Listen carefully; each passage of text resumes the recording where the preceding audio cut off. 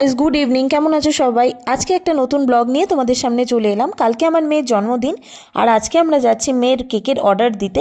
আর বাইরে দেখছো আজকে প্রচণ্ড ঠান্ডা, রাঁচিতে এবছর প্রচণ্ড ঠান্ডা পড়েছে। আর এই প্রথম বছর আমরা কলকাতা থেকে এত দূরে, ফ্যামিলি থেকে দূরে এখানে এসে আমরা জন্মদিন সেলিব্রেট করছি। এখানে একটা জিনিস দেখেছি, রাস্তার ওপরে অনেক কেকের দোকান, যেখানে তোমাকে দাঁড়িয়ে থেকে আধ ঘন্টা 1 ঘন্টার মধ্যে সুন্দর সুন্দর কেক বানিয়ে দেয়। তো আমরা সেখানেই যাচ্ছি কেকের অর্ডার দিতে। আমরা চলে এসেছি এই দোকানে কেকের অর্ডার দিতে, আর এখানে সুন্দর সুন্দর কেকের অর্ডার নিচ্ছিল।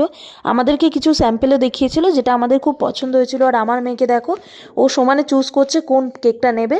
আমার মেয়ে বারবার বলছিল কেকের মধ্যে যেন ছোটা ভীম, লিটল সিঙ্গাম এইগুলো থাকে। ও এইগুলো খুব পছন্দ করে, কিন্তু ওই জিনিসটা হবে না, উনি বলে দিয়েছিলেন।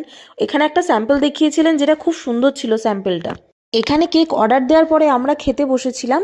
আর এই যে দোকানটা দেখছো, এই দোকানটাতে অনেক রকমের ফাস্ট ফুড রয়েছে, যেটা ইনস্ট্যান্ট বানিয়ে দিচ্ছে। মানে আমাদেরকে পিৎজা অর্ডার করেছিলাম, পিৎজাটাও ইনস্ট্যান্ট বানিয়ে দিয়েছিল, সঙ্গে আমরা মোমো নিয়েছিলাম। পিৎজাটা দেখো দারুণ হয়েছে, পিৎজাটা কোনো ডমিনোজের পিৎজার থেকে কম নয়, এত সুন্দর পিৎজা হয়েছিল খেতে। কিন্তু আমার মেয়ে তো আর পিৎজা খায় না, ও খেয়েছিল মোমো, যেটা ও খুব পছন্দ করে। মোমোটাও খুব সুন্দর ছিল, আর কাপে করে দিয়েছিল স্যুপ। যে স্যুপটাও সারা রাস্তা, ওই 1 কাপ স্যুপ সারা রাস্তা খেতে খেতে বাড়িতে এসেছিল। তো যাই হোক, আজকের ব্লগটা কেমন লাগলো সেটা জানাবে। ব্লগটা যদি ভালো লাগে অবশ্যই একটা লাইক, শেয়ার, কমেন্ট করো। Thank you.